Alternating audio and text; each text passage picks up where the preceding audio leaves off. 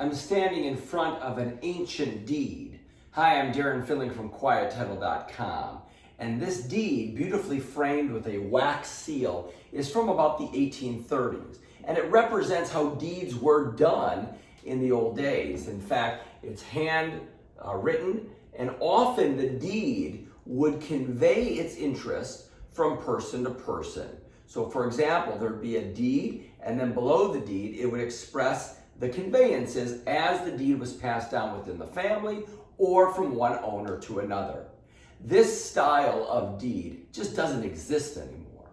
Deeds now are done on traditional legal or letter-size paper and recorded at the Register of Deeds.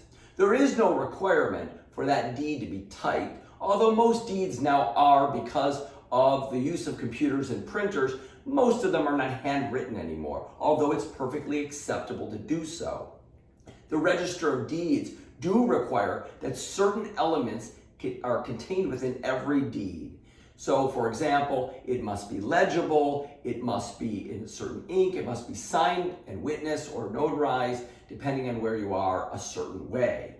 Most importantly, to ensure that title is good, we want to make certain that the deed as drafted correctly conveys the interest from person A or entity A to person B or entity B. We call that conveyance conveying within the chain of title, conveying marketable, insurable, clean title from one to the next.